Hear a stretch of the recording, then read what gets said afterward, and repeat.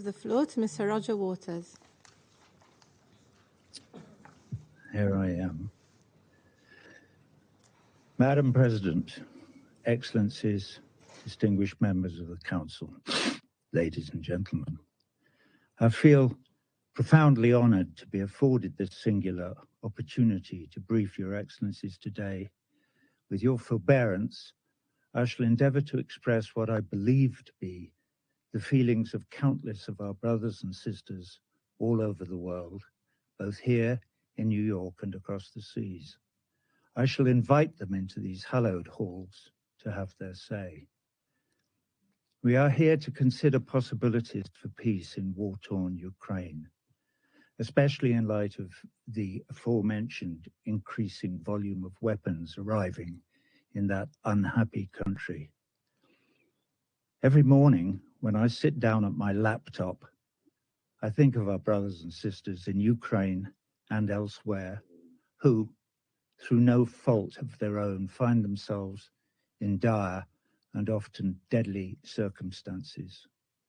Over there, in Ukraine, they may be soldiers facing another deadly day at the front, or they may be mothers or fathers facing the awful question, how can I feed my child today? Or they may be civilians, not knowing that today the lights will go out for sure, as they always do in war zones, knowing that there is no fresh water, that there is no fuel for the stove, no blanket, just barbed wire and watchtowers and walls and enmity. Or they might be over here in a big, rich city like New York. Here, brothers and sisters can still find themselves in dire straits. Maybe, somehow, however hard they worked all their lives, they lost their footing on the slippery, tilting deck of the neoliberal capitalist ship we call life in the city and fell overboard to end up drowning. Maybe they got sick. Maybe they took out a student loan. Maybe they missed a payment. The margins are slim. Who knows? But now they live on the street in a pile of cardboard, maybe even within sight of this United Nations building. Anyway, wherever they are, all over the world, war zone or not, together they make up a majority, a voiceless majority. And today, I shall endeavor to speak for them. We, the people, wish to live. We wish to live in peace, in conditions of parity that give us the real opportunity to look after ourselves and our loved ones. We are hard workers, and we are ready to work hard. All we need is a fair crack of the whip. Maybe that's an unfortunate choice of idiom after 500 years of imperialism, colonialism, and slavery. Anyway, please help us.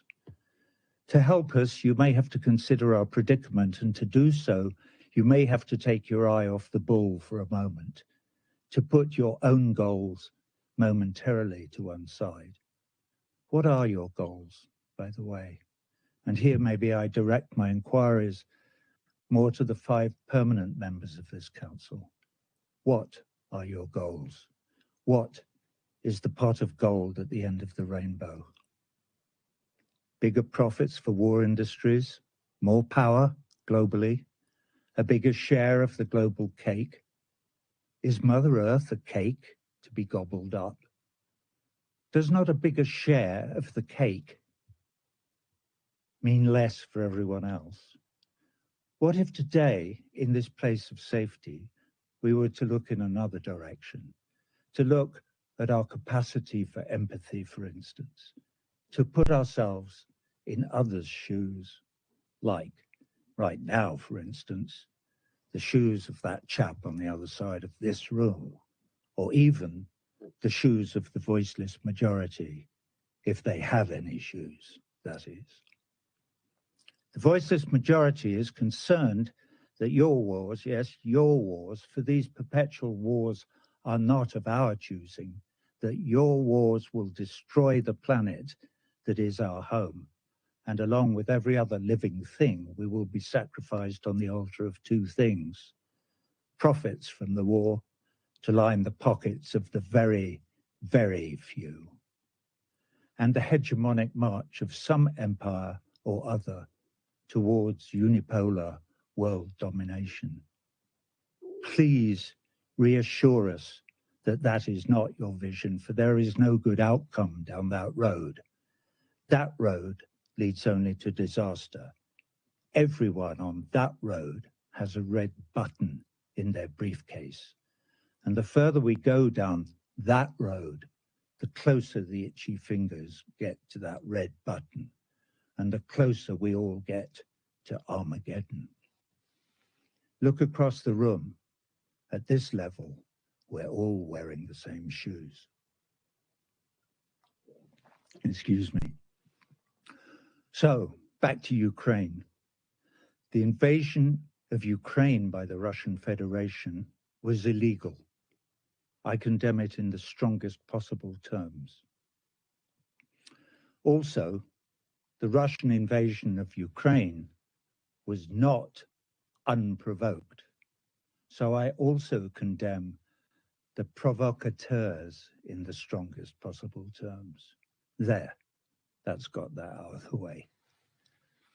When I wrote this speech yesterday, I included an observation that the power of veto in this council only lay in the hands of its permanent members, and that I was concerned that that was undemocratic and rendered this council somewhat toothless. This morning, however, I had a revelation upon waking. Toothless. Maybe toothless in some ways is a good thing. If this is a toothless chamber, I can open my big mouth on behalf of the voiceless without fear of getting my head bitten off. How cool is that? Anyway, I read in the paper this morning some anonymous diplomat quoted as saying, "Roger Waters, to address the Security Council, whatever next? Mr. Bean? Ha, ha, ha." You know what they're like. Anyway, sorry. For those of you who don't know, Mr. Bean is an ineffectual character in an English comedy show on television. So it's a penny to a pound. The anonymous diplomat is an Englishman. Ha, ha. Thank you, sir. Anyway, I think it's time to introduce my mother, Mary Duncan Waters. She was a big influence on me. She was a school teacher. I say was, she's been dead for 15 years. My father, Eric Fletcher Waters, was a big influence on me too. He too is dead.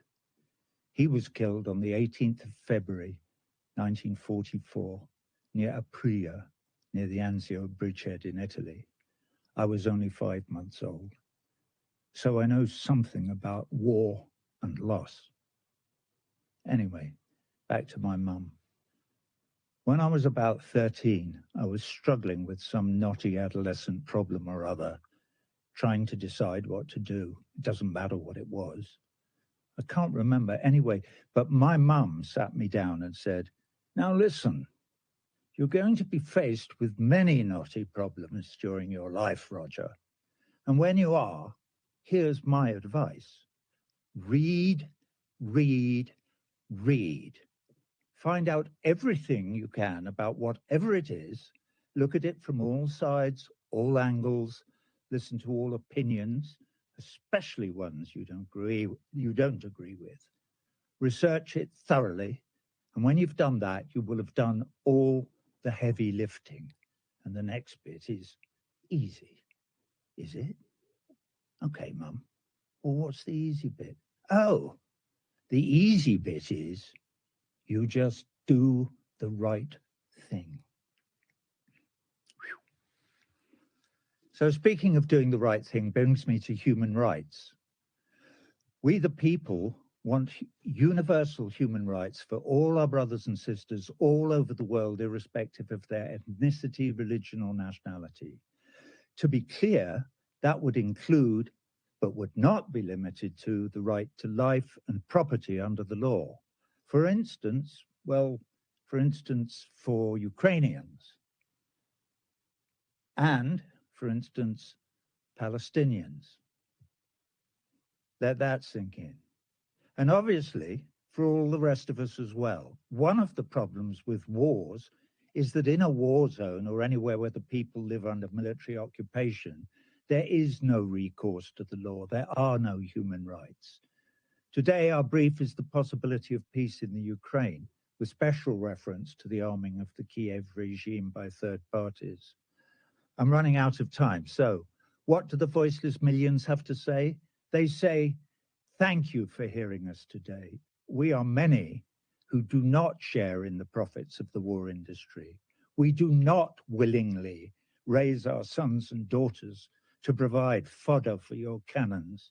In our opinion, the only sensible course of action today is to call for an immediate ceasefire in Ukraine.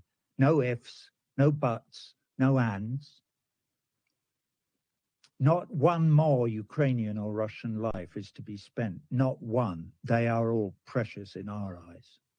So the time has come to speak truth to power. You all remember the story of the emperor's new clothes. Of course you do. Well, the leaders of your respective empires stand, in one degree or another, naked before us. We have a message for them. It is a message from all the refugees in all the camps, a message from all the slums and favelas, a message from all the homeless on all the cold streets, from all the earthquakes and floods on earth. It is also a message from all the people, not quite starving, but wondering how on earth to make the pittance they earn meet the cost of a roof over their head and food for their families. My mother country, England, is, thank God, an empire no more. But in that country now there is a new catchphrase, eat or heat. You can't do both. It's a cry echoing round the whole of Europe. Apparently, the only thing the powers that be think we can all afford is perpetual war. How crazy is that? So, from the 4 billion or so brothers and sisters in this voiceless majority, who together with the millions in the international anti-war movement represent a huge constituency, enough is enough. We demand change. President Biden, President Putin, President Zelensky, USA, NATO, Russia, the EU, all of you, please change course now. Agree to a ceasefire in Ukraine today. That, of course, will only be the starting point, but everything extrapolates from that starting point. Imagine the collective global sigh of relief, the outpouring of joy, the international joining of voices in harmony singing an anthem to peace. John Lennon pumping the air with his fist from the grave. We've finally been heard in the corridors of power. The bullies in the schoolyard have agreed to stop playing nuclear chicken. We're not all going to die in a nuclear holocaust after all, at least not today.